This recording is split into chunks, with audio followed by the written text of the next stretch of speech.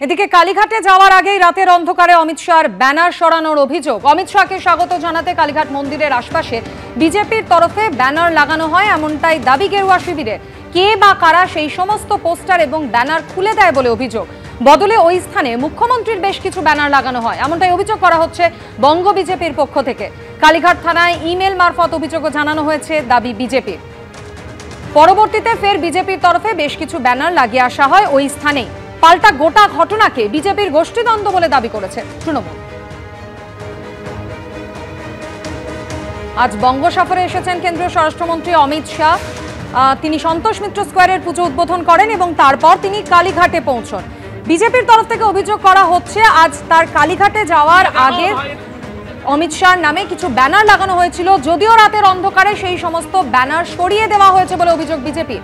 অমিত শাহকে স্বাগত জানাতে কালীঘাট মন্দিরের আশপাশে বিজেপির তরফে যে ব্যানার লাগানো হয় সেই ব্যানার সরিয়ে দেওয়া হয়। কে বা কারা সেই সমস্ত ব্যানার ও পোস্টার খুলে দেয় এমনটাই অভিযোগ করা হচ্ছে বিজেপির পক্ষ থেকে। বদলে ওই স্থানে মুখ্যমন্ত্রীর বেশ কিছু ব্যানার লাগানো হয়েছে। ইতিমধ্যেই কালীঘাট থানায় ইমেল মারফত অভিযোগও জানানো হয়েছে বঙ্গ বিজেপির পক্ষ থেকে। জিলম করঞ্জাই আমাদের প্রতিনিধির সঙ্গে রয়েছেন। জিলম, বঙ্গ বিজেপির ঠিক কি অভিযোগ? বঙ্গ বিজেপির তরফ থেকে অভিযোগ করা হচ্ছে যে অমিত শাহ এখানে আসবেন, কেন্দ্রীয় স্বরাষ্ট্রমন্ত্রী, তাকে স্বাগত জানানোর জন্য বেশ কিছু ব্যানার হোর্ডিং লাগানো হয়েছিল। গতকাল রাত অবধি সেটা ছিল, তবে আজ সকালে তারা এসে দেখেন সেগুলো নেই। সেই জায়গাতে মুখ্যমন্ত্রী মমতা বন্দ্যোপাধ্যায়ের ছবি সম্মিলিত তৃণমূলের পক্ষ থেকে সব ব্যানার লাগানো আছে, তেমনই তাদের অভিযোগ এবং তাদের দাবি।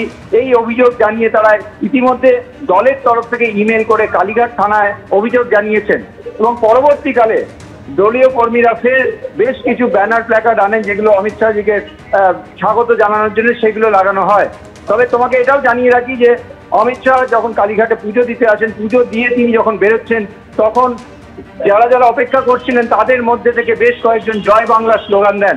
যদিও তা নিয়ে কোনো গন্ডগোল না হলেও পরবর্তীকালে যারা স্লোগান দেন তাদের দেখতে পাওয়া যায়নি। আর অন্যদিকে একই সঙ্গে পাল্টা জয় শ্রীরাম স্লোগানও দেওয়া হচ্ছিল, ভারত মাতা কি জয় স্লোগানও দেওয়া হচ্ছিল।